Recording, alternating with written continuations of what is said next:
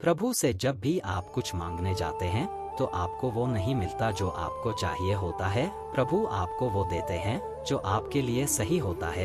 इसीलिए तो कहते हैं कि जो होता है अच्छे के लिए होता है। नमस्कार साथियों, स्वागत है आप भगवत गीता की सीख। और आज हम जानेंगे कि श्रीमद् भगवत गीता के दूसरे अध्याय से क्या सीखा जा सकता है। आज इस वीडियो में भगवत गीता के सेकंड चैप्टर की बात होगी, बहुत ही सरल भाषा में और आसान से शब्दों में। प्रथम अध्याय में हमने देखा कि कैसे अर्जुन कुरुक्षेत्र के युद्ध स्थल में दोनों सेनाओं का निरीक्षण करते हैं और वहां हर तरफ युद्ध लड़ने के लिए आए हुए अपने प्रियजनों को देखकर निराश और हताश हो जाते हैं।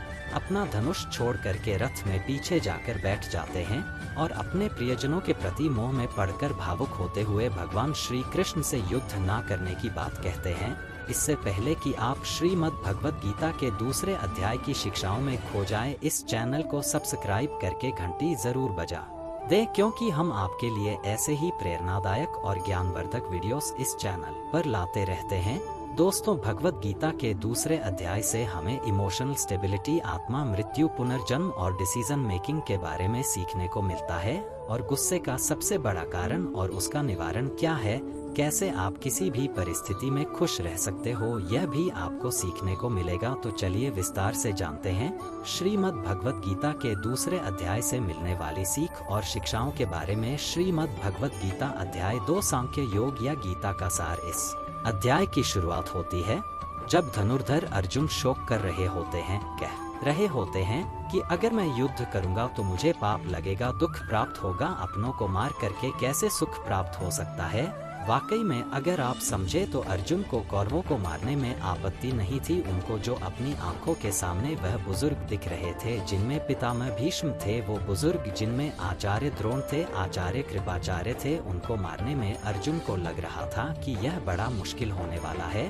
बुजुर्गों को कैसे मारा जा सकता है, कैसे इस युद्ध में आगे जाया जा सकता है, ऐसी बहुत सारी आशंकाएं जो थी जिनका सहारा अर्जुन ने लेना शुरू किया। तो क्या अर्जुन घबरा चुके थे? बिल्कुल घबरा चुके थे। और अब अर्जुन को जरूरत थी मोटिवेशन की, सच्चाई को जानने की। हालांकि उन्होंने बहुत सारे सिद्धांत बताए, बहुत सारी आशंकाएं जो थी वह सामने लेकर आए, लेकिन अभी तक भगवान श्री कृष्ण ने उनसे कुछ भी नहीं कहा। वह इसी दूसरे अध्याय में अर्जुन की तमाम आशंकाओं को मिटाने की कोशिश करते हैं, अर्जुन को बताने की कोशिश करते हैं कि सत्य क्या है और मिथ्या क्या है।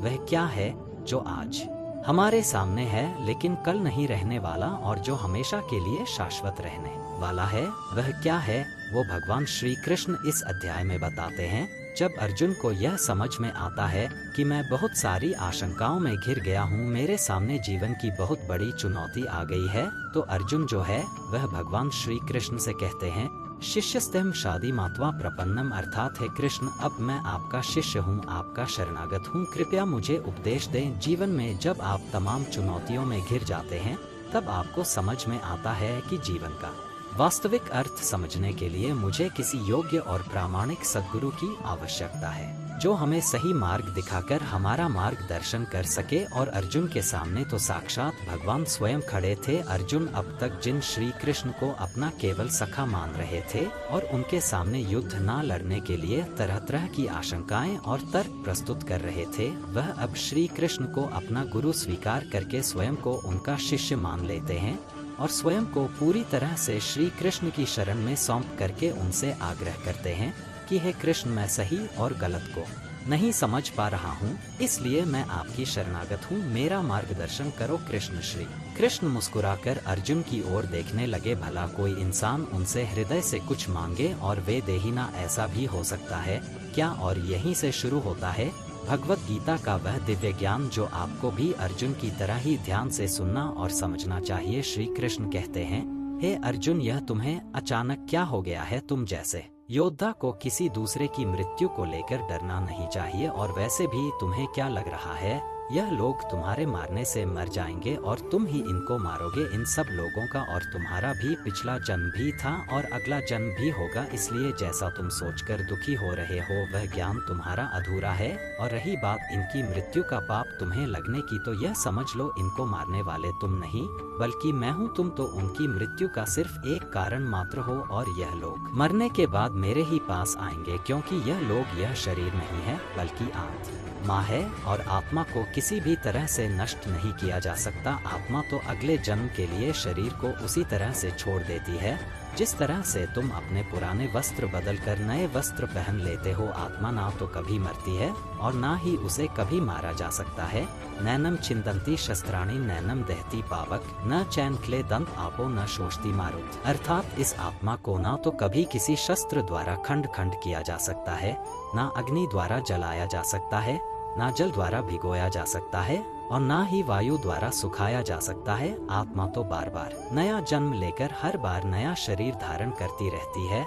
यही प्रकृति का चक्र है। हे अर्जुन, जन्म देने वाला और मारने वाला मैं ही हूँ। अब यह बताओ, क्या तुम किसी मरे हुए प्राणी को जीवित कर सकते हो? अगर तुम मरे हुए को जीवन नहीं दे सकते तो जीवित को भी मार नहीं सकते, क्योंकि जीवन देने वाला भी मैं हूँ और मारने वाला भी मैं ही हूँ और इनकी मृत्यु मैंने तुम्हारे हाथों लिखी है। जब प्रकृति ऐसे ही चलती है तो भला तुम इसके जिम्मेदार कैसे हुए हैं? अर्जुन, जिस क्षत्रिय को जीवन में युद्ध करने का अवसर प्राप्त होता है वह न केवल भाग्यशाली है बल्कि उसका तो धर्म और कर्म ही युद्ध करना है। और अगर तुमने यह युद्ध नहीं किया तो इसका मतलब यह होगा कि तुमने अपना धर्म और कर्म अच्छी तरह से नहीं निभाया और इसलिए तुम्हारे नाम के साथ कलंक जुड़ जाएगा। और तुम्हारे जैसे योद्धा के लिए तो कलंक उसकी मृत्यु से भी बड़ा होता है। जो लोग तुम्हें बहुत सम्मान दिया करते थे वही लोग तुम्हारी बहुत बुराइयां करेंगे, तुम्हारा उपहास करेंगे, तुम्हारी वीरता पर सवाल उठाएंगे। इसलिए अर्जुन, तुम सुख दुख हार जीत और लाभ हानि को छोड़कर अपने विचारों को स्थिर करो और युद्ध के लिए धनुष उठाओ, जिससे या तो तुम युद्ध में मारा जाकर मेरी ही शरण में आ जाओगे या फिर विजेता बनकर धरती पर ही सुख भोगो। है अर्जुन, तुमने आज तक जितना भी सीखा है वह मेरे इस दिव्य ज्ञान के आगे बहुत छोटा है। कर्मण वाधिकारस्ते माँ फलेषु कदाचन माँ कर्म फल हेतु भरमा ते संगो असत्य कर्माणि। अर्थात तुम्हें अपने निश्चित कर्मों का पालन करने का अधिकार है, लेकिन तुम अपने कर्मों का फल प्राप्त करने के अधिकारी नहीं हो। तुम स्वयं को अपने कर्मों के फलों का कारण मत मानो और ना ही अरमा रहने में आसक्ति रखो। तुम कर्म करने से पहले ही उसके परिणाम के बारे में सोच रहे हो, जबकि तुम्हें यह जान लेना चाहिए कि फल देने वाला मैं हूँ और कर्म करने वाले हो तुम अपना काम करो और मैं अवश्य अपना काम करूँगा। इस बात पर अर्जुन ने श्री कृष्ण से सवाल किया कि आपने मुझे अपने विचारों को स्थिर रखने यानी कि अपने इमोशंस और थॉट्स को कंट्रोल करने को कहा है, तो यह मैं कैसे करूं? इस पर श्री कृष्ण कहते हैं कि जो व्यक्ति अपने मन की सभी इच्छा और अपने सभी कर्मों के फल के बारे में सोचना बंद कर देता है वही स्थिर बुद्धि कहलाता है। ऐसे व्यक्ति को ना तो स्वयं के साथ बुरा होने से दुख होता है और ना ही किसी अच्छे काम की अत्यधिक खुशी होती है, जिसके मन में हर प्रकार का डर भावना और क्रोध नष्ट हो गए हैं, जो शुभ अशुभ के चक्कर से बाहर निकल गया है, जो इस प्रकार से अपनी इच्छाओं को वश में कर लेता है जैसे कोई कछुआ खुद को खुद में ही समेट लेता है, उस मनुष्य की बुद्धि स्थिर हो जाती है। क्योंकि अपनी इच्छाओं के बारे में सोचते रहने से हमें वह इच्छाएं अच्छी लगने लगती हैं। इच्छाएं अच्छी लगने लगती हैं तो फिर उन इच्छाओं को पूरा करने का मन करता है, परंतु जब उन इच्छाओं को पूरा करने में कोई रुकावट आती है तो फिर हमें क्रोध आता है और क्रोध आने पर इंसान पागल हो जाता है और फिर वह अपना कर्म और धर्म भूलकर स्वयं ही अपनी स्थिति से नीचे गिर जाता है। परंतु अगर कोई अपनी इच्छाओं को वश में कर लेता है और उनका गुलाम नहीं होता तो उसका अंतर्मन शुद्ध रहता है और उसके दुखों का अंत हो जाता है, और जब उसके सब दुख ही समाप्त हो जाते हैं तो उसकी बुद्धि स्थिर हो जाती है। परंतु जिसकी इच्छाएं और कामनाएं उसके मन से नहीं जाती वो मनुष्य कभी शांति नहीं पाता, और जब शांति ही नहीं पाएगा तो वह खुश कैसे रहेगा भला? उसकी हालत तो उस नाव की तरह होती है जिसको उसकी इच्छाओं की हवा किसी भी दिशा में बहा करके ले जा सकती है। स्थिर बुद्धि वाला प्राणी तो उस समुद्र की तरह है जिसमें चाहे कितनी ही नदियां आकर मिले फिर भी उसे कोई फर्क नहीं पड़ता, और इस तरह का स्थिर बुद्धि वाला प्राणी मृत्यु के बाद मेरी ही शरण में आता है।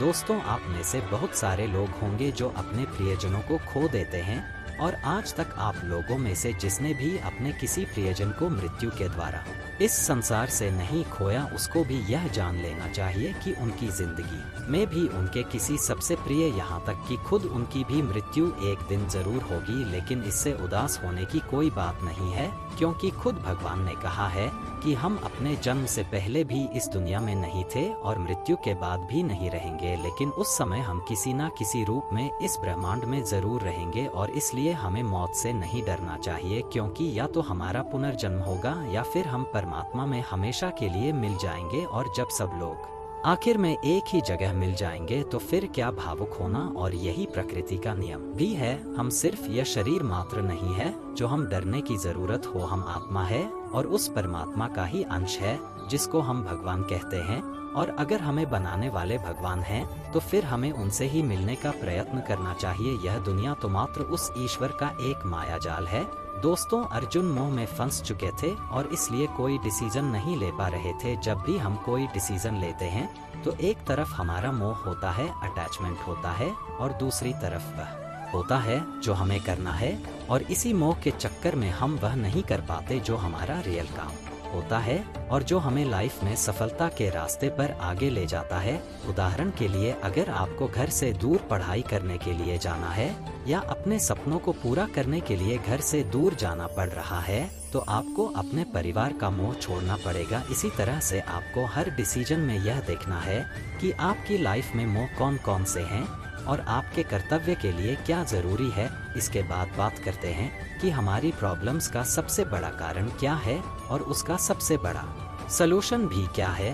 दोस्तों, हमारे दुखों का सबसे बड़ा कारण है हमारा अपनी इच्छाओं के बारे में सोचना। जब हम अपनी इच्छाओं के बारे में सोचते हैं तो समय बीतने के साथ साथ हम उनको पूरा करने की कोशिश भी करते हैं, और जब वह कोशिश नाकाम हो जाती है तो हमारे अंदर गुस्सा पैदा होता है। और यह गुस्सा ही ऐसी चीज है जिसको अगर आपने नहीं छोड़ा तो कभी आप अपने जीते जी खुश नहीं रह पाओगे। आप हमेशा अपने आप को समस्याओं से घिरा हुआ ही पाओगे, क्योंकि यह दुनिया तो सिर्फ आपके विचारों का ही रिफ्लेक्शन है।